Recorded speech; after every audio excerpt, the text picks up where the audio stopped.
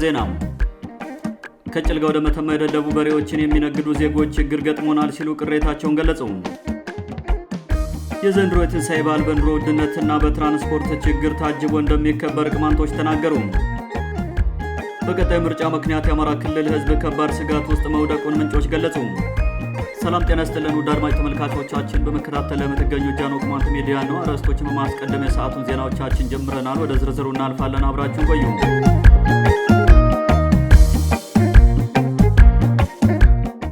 ከጭልጋ ወደ መተማ የደለቡ በሬዎችን የሚነግዱ ዜጎች ችግር ገጥሞናል ሲሉ ቅሬታቸውን ገለጹ። ከዚህ በፊት ከጭልጋ በሬዎችን አድልበውም ሆነ የደለቡ በሬዎችን ከሌሎች ሰዎች ገዝተው ወደ ሸዲ በመውሰድ ሲሰሩ ቢቆዩም ከበርካታ ሳምንታት በፊት ሆን ተብሎ መንገዱ እንዲዘጋ ተደርጎብናል ሲሉ ቅሬታ አቅራቢዎች ገልጸዋል።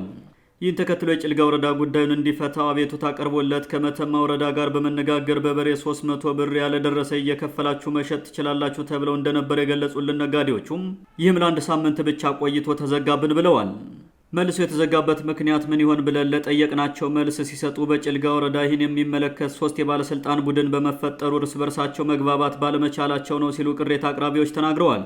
በወረዳው የሚደረገው ተግባርና የሚካሄደው አሰራር አንድ ወጥ ካለመሆኑም በላይ አንድ እርምጃ ሲወሰድ በቂ ምክንያት ስለማይሰጥ ለሙስናና ህገወጥ ዝርፊያ ተመቻችተው ስለሚሰሩ ቋሚና ወጥ አሰራር የለም ተብሏል።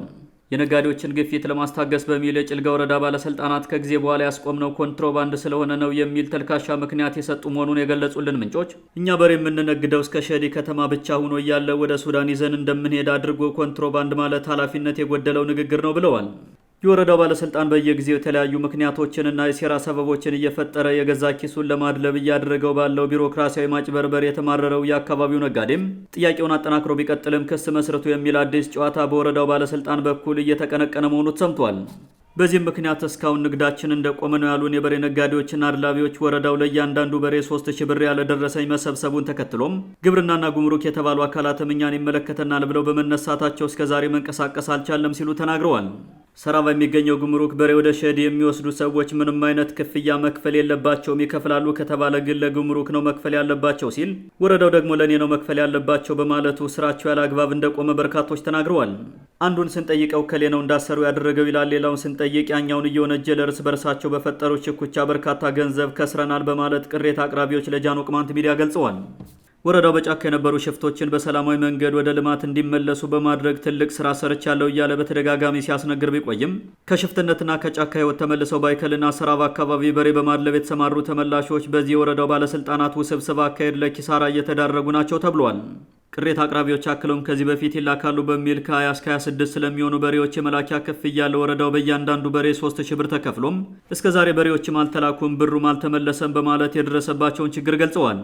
የጭልጋ ወረዳ ባለስልጣናት ቡድንም ሆነ ወረዳው እንደ መንግስት ተቋም ለአቤቱታ አቅራቢዎች ግልጽ መልስ እንዲሰጥና በጉዳዩ ላይ ያለውን ህጋዊ አካሄድ ይፋ አድርጎ ቅሬታ አቅራቢዎች መብትና ግዴታቸውን እንዲረዱ ቢያደርግ መልካም ነው ሲል ጃኖ ቅማንት ሚዲያ ይጠይቃል።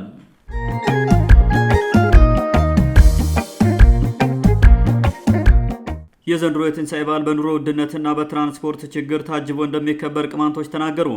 ዘንድሮ በቅማንት ምድር ከኑሮ ውድነቱ በተጨማሪ በትራንስፖርት አለመኖርም የትንሣኤ በዓል ደብዝዞ እንደሚውል የጭልጋና የላይ አርማጭሆ ወረዳ ነዋሪዎች ተናግረዋል። በለውጡ ምክንያት መቀመቅ የወረደው የህዝብና የሀገር ሰላም እንዳለ የኑሮ ውድነቱ የሚቀመስ አይደለም ያሉ ነዋሪዎቹም ዶሮ እንኳን ከ2,000 ብር በታች ማግኘት ያዳግታል ሲሉ የገበያውን መራብ ገልጸዋል። በሁሉም ሸቀጣሸቀጥ ላይ በየጊዜው የሚደረገው ዋጋ ጭማሪ በዘመነ ብልጽግና ምንም እንዳልተፈጠረ አድርጎ ዝም ከማለት ውጭ በቃላት የሚለወጥ አይደለም የሚሉት ነዋሪዎቹም የዘመኑ ክፋት በሁሉም ነገር የሚመሰገን ማጣታችን ነው ብለዋል። ነዋሪዎቹ ከዕለት ፍጆታ ዋጋ መናርና ሰላም ከመጥፋቱ በተጨማሪ በለውጡ ዘመን የመጓጓዣ ችግር ሌላው የህዝብ መከራ ነው ሲሉ ምሬታቸውን ገልጸዋል። በተለይም ከቅርብ ጊዜ ወዲህ በመካከለኛው ምስራቅ የተፈጠረውን ጦርነት ተከትሎ እውነት በሆነም ባልሆነም የነዳጅ እጥረት ህዝቡ ለዘራፊዎች ተላልፎ ተሰጥቷል የሚሉ ወገኖች ከጎንደር ትክል ድንጋይ ብዙውን ጊዜ መኪና የለም ይባላል፣ ከተገኘም ከትክል ድንጋይ እስከ ወለቃ 200 ብር መክፈል ግድ ነው ብለዋል። ከትክል ድንጋይ ከተማ በ200 ብር ጭኖ ያመጣን መኪና ወለቃ ላይ ሲጥለን 1 ኪሎ ሜትር ለማይሞላ መንገድ 30 ብር ተጨማሪ ወጪ አውጥተን ወደ ከተማ እንገባለን ሲሉ በርካቶች ለጃኖ ቅማንት ሚዲያ ገልጸዋል። ካዘዞ ጭልጋና መተማ ያለው ትራንስፖርትን በተመሳሳይ በቁም ዝርፊያ ነው ያሉን የአይከል ከተማ ነዋሪዎች ከጭልጋ ዘዞ 500 ለአንድ ጉዞ ከፍለን መሄዳችን ሳይበቃ መኪና የለም እንባላለንም ብለዋል። አብዛኞቹ የመኪና አሽከርካሪዎች በዚህ የዝርፊያ ታሪፍም ስላደረግኳን ሄድም ሲሉ ይውሉና መሸት ሲል 1000 ብር እያስከፈሉ ይጭናሉ ሲሉ የገጠማቸውን ዝርፊያና እንግልት ተናግረዋል። ከአዘዞ መተማ ለመጓዝ የሚከፈለው መደበኛ ክፍያ 2000 ብር ቢሆንም ሲሸንጣቸው እስከ 2500 ብር እንደሚያስከፍሉ የነገሩን የትራንስፖርት ተገልጋዮቹም በመንገድ ላይ የሚያጋጥመው እገታና ዝርፊያም እንደተጠበቀ ነው ሲሉ ገልጸዋል። በዚህ ዘመን ሰውን ምን አይነት የጭካኔ መንፈስ እንደተቆራኘው ባይታወቅም በየትኛውም የንግድ ዘርፍ የተሰማራው ሁሉ የተፈጠረውን ማንኛውንም አይነት ክፍተት በመጠቀም ህዝቡን መዝረፍ አዋጭ የቢዝነስ ዘርፍ ሆኗል ሲሉ በርካታ አስተያየት ሰጪዎቻችን በምሬት ተናግረዋል። መንግስት እየተፈጠረ ያለውን ዘርፈ ብዙ ቀውስ ያስተካክሏል ተብሎ አይታሰብም ያሉን አንድ የጎንደር ከተማ አስተያየት ሰጫችን በበኩላቸው የዚህ ሁሉ ቀውስ ፈጣሪ አባቱ አሁን ሀገሪቱን እየመራው ነኝ የሚለው መንግስት ራሱ ነው ብለዋል። የዘንድሮ የትንሣኤ በዓል የሚከበረው በእነዚህ ሁሉ መከራዎችና ስቃዮች ተከቦ በመሆኑ ምን አይነት በዓል ሊሆን እንደሚችል መገመት ቀላል ነው ያሉን አስተያየት ሰጪዎቻችን የዘንድሮን የትንሣኤ በዓል ስናከብር ፈጣሪያችንን የመከራ ዘመን እንደ ጉንፋን እንዲያሳልፍልን በመጸለይ ነው ሲሉ ገልጸዋል። የሕግ የበላይነትን በሽፍታና በባለስልጣን የበላይነት የለወጠው የብልጽግና መንግስት ህዝቡ ከገባበት የኑሮ መስቀልቅል እንዲወጣ በሀገር ደረጃ ምርጫ ለማድረግ ከመሯሯጥ ይልቅ የሕግ የበላይነትን ለማስፈን ቢተጋ መልካም ነው ተብሏል። ህብረተሰቡ ከገጠመው ከፍተኛ የህይወት መስቀልቅል ለመውጣት የሚያስችሉ የረጅምና የአጭር ጊዜ እርምጃዎችን አቅዶ በመተግበር የራሱን ችግር በራሱ ለመፍታት ከመሞከር ይልቅ ራሱ ችግር ላይ ከወደቀ መንግስት ፍትህና እውነትን ባይጠብቅ መልካም ነው ሲሉ ፖለቲከኞች ይመክራሉ።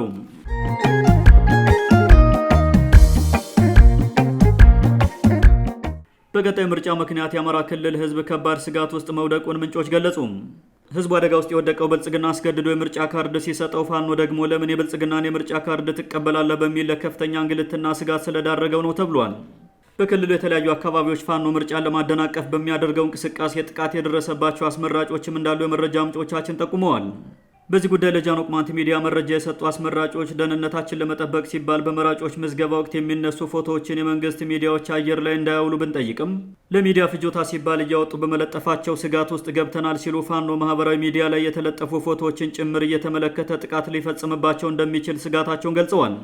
የክልሉ ሚዲያዎች ዛሬ በስፋት እያሰራጩት ባለው መረጃ በክልሉ የተለያዩ አካባቢዎች ህዝቡ የምርጫ ካርድ እየወሰደ መሆኑን የገለጹ ሲሆን በአስመራጮችና በህዝቡ ላይ ፋኖ እየሰነዘረው ስላለው ከማስፈራራት ያለፈ ተግባራዊ ጥቃት ያሉት ነገር የለም። ጃን ቅማንት ሚዲያ ባለፈው እንደዘገበው የአማራ ብልጽግና የቅማንት ቀጠናን ጨምሮ አንጻራዊ ሰላም ባለባቸው የተወሰኑ የክልሉ ገጠራማ አካባቢዎች አስመራጮችን በሚሊሻ አሳጅቦ ቤት ለቤት በመዞር ህዝቡ በግዴታ የምርጫ ካርድ እንዲወስድና ብልጽግናን ብቻ እንዲመርጥ ማስጠንቀቂያ እያስተላለፈ መሆኑም ይታወቃል። በግዴታ ለሁለት ጌታ እየተገዛ ያለው የክልሉ ህዝብን በሁለት እሳት መካከል ተጥዶ ፍዳውን እየቆጠረ ሲሆን አሁን ደግሞ በምርጫው ምክንያት ለተጨማሪ አደጋ ተጋልጧል። በሀገሪቱ ባለው ስርዓት አልበኝነት፣ ስራ አጥነትና የኑሮ ውድነት ምክንያት አስመራጭነትን እንደ ጊዜያዊ የስራ ዕድል ቆጥሮ ወደ ስራ የገባው ወጣት ቁጥሩ ቀላል አለመሆኑን የነገረን አንድ ስሙ እንዳይጠቀስ የፈለገ የመረጃ ምንጫችን ምርጫ ቦርድ በሚከፍለን ጊዜ ደሞዝና የውሎ አበል የተወሰነ ፋታ እናገኛለን ብንልም ገና ካሁኑ ብልጽግና ኮረጆ እንድንገለብጥለትና እግረ መንገዳችን መራጮችን ስንመዘግብ ብልጽግናን እንዲመርጡ ግንዛቤ እንድንፈጥር በግልጽ ይወተውተናል። በየቦታው ያለው ህገወጥ ታጣቂ ደግሞ የብልጽግናን ምርጫ በሚያስፈጽሙ አካላትና ቤተሰቦቻቸው ላይ እርምጃ እንደሚወስድ በአደባባይ እየተናገረ ነው ብሏል። ምርጫ ቦርድ በበኩሉ ለሁለተኛ ጊዜ እስከ ሚያዝያ አጋማሽ ባራዘመው የመራጮች ምዝገባ እቅዱ ምን ያክል እንደሆን ባይገልጽም እስካሁን በመላ ሀገሪቱ ከ42 ሚሊዮን በላይ መራጮች መመዝገባቸውን ይፋ አድርጓል። ሀገሪቱ ካለችበት የጸጥታ ሁኔታ አንጻር ምርጫ ለማካሄድ አስቻይ ሁኔታ አለ የለም የሚለውን ግምገማ ወደ ጎን ትቶ ምርጫው እንዲካሄድ የወሰነው በብልጽግና ልክ ተለክቶ የተሰፋው ምርጫ ቦርድ ከብልጽግና ጋር እንፎካከራለን በሚል በየሰፈራቸው ለመወዳደር እየተንቀሳቀሱ ያሉ ጥቃቅን ፓርቲዎችን የስራ ማስኬጃ በጀት በመመደብና በአበል በመደለል ጥርስ አልባ ውሻ ካደረጋቸው ሰነባብቷል። በምርጫው ጉዳይ እየተፈጠረ ያለው ውዝግብ በአማራ ክልል ብቻ ሳይሆን በኦሮሚያ ክልልም ተመሳሳይ ችግር ያለ ሲሆን ትግራይ ክልል ብልጽግና ወደ ስልጣን ከመጣ ጊዜ ጀምሮ ለሁለተኛ ጊዜ ሙሉ በሙሉ ስለ ምርጫ አጀንዳ የማይሰማበት ክልል መሆኑም አይዘነጋም። ብልጽግና ለቀጣይ 5 ዓመታት ህጋዊነቱን ለማረጋገጥና ስልጣኑን ለማጽናት የሚያደርገው 7ኛው ዙር ከፊል የይስሙላ ምርጫም ያለማንም ጠንካራ ተፎካካሪ የሚደረግ ምርጫ በመሆኑ ብልጽግና ያሸንፋል አያሸንፍም በሚለው ጉዳይ ማንም ጥያቄ አያነሳም።